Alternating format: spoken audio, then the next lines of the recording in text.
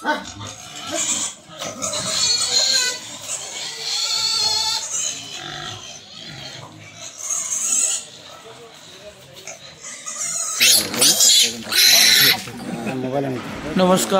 আজ আছে বিহারের কাটিহারের একটি ফার্ম, যেখানে গতানুগতিক পদ্ধতিতে সম্পূর্ণ ফার্মটি চলে হোটেল হোস্টের মাধ্যমে।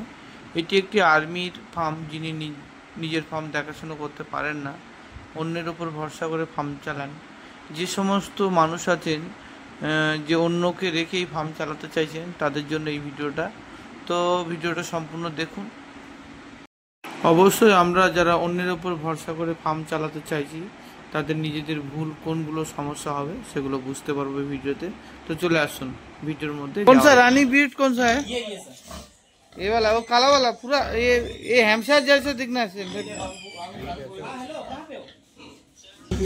और ये जो आशा है वो घुंगरू हैम्पशायर, ये रानी ब्रीड है जी सर। दिखने से तो हैम्पशायर जैसे लगता है ना। बादशायर मेल और घुंगरू का फीमेल। हाँ, फीमेल है घुंगरू। हाँ, बर्कशायर नहीं सर, हाँ, बादशायर का मेल हैम्पशायर होगा। नहीं, बादशायर वो सुनील, आपका किताब में लिखा है ना सुनील कुमार, आपका यहाँ का रहने वाला है जी सर। उन्होंने ही बताया, ये मैंने देख के आया। ये देखो सब रानी और आशा होगा रानी का फीमेल, ये रानी का फीमेल और ड्यूरोक का मेल। और इसको आप एक जनरेशन तक लेके जाओगे। इंडिजीनियस घुंगरू, तो यहाँ पे गलत बोला, हमें याद नहीं होगा। इसके बारे में ये कौन सा ब्रीड है? ड्यूरॉक जैसे देखने से ये लगता है। हैम्पशायर इसका मेल है हाँ, और ड्यूरोक माँ है। ड्यूरॉक माँ है, मतलब हैम्पशायर और ड्यूरॉक का मिला के। वो वाला लाना ना, फीड वाला दे दो इसको। यही एक है जो मेरे पास लीटर साइज का 16 है। 16 बच्चा दिया है। बच्चा नहीं दिया अभी, तो ये तैयारी हो रहा है, लेकिन इसका जो लीटर थन जो है 16 निपिल्स का। 14 का है। बच्चों का भी सर मेरा बहुत कंडीशन खराब है, क्या बोलूँगा, मेडिसिन तक नहीं मिलता है कि खिलाने के लिए इस तरह का।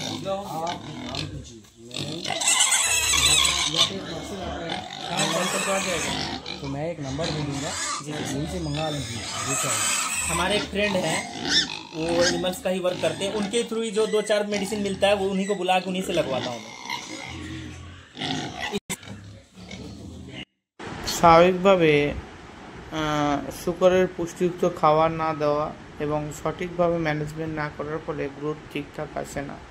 এবং যখন আমরা অন্যের ওপর ভরসা করে এবং বিশ্বাস করে ছাড়ি, সম্পূর্ণ দায়িত্ব সম্পূর্ণ মানুষ কিন্তু হয় না। সঠিক টাইমে খাবার দেওয়া, দেখভাল করা, পরিষ্কার পরিচ্ছন্ন করা, এদিকে অনেক কিছু নির্ভর করে শুকরের গ্রোথের ক্ষেত্রে।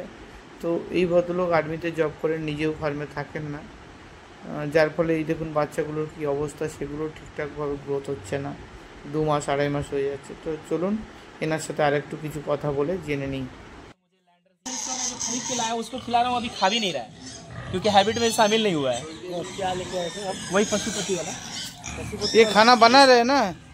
नहीं इसको ओ वेस्टेज, कुछ मेडिसिन है वो। अच्छा, लिवर टॉनिक।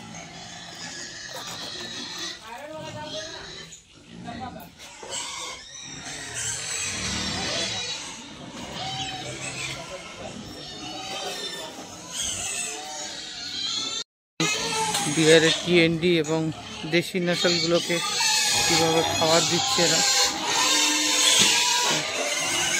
খাবার দেবে ছোট বাচ্চাদের।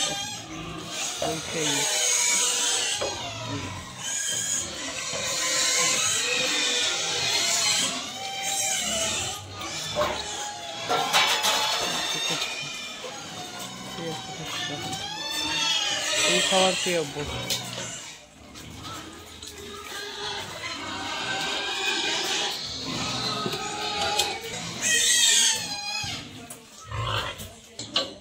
আপনারা যারাই ফার্ম করছেন, পুষ্টিযুক্ত খাবার দেবেন এবং সময়ে দেবেন।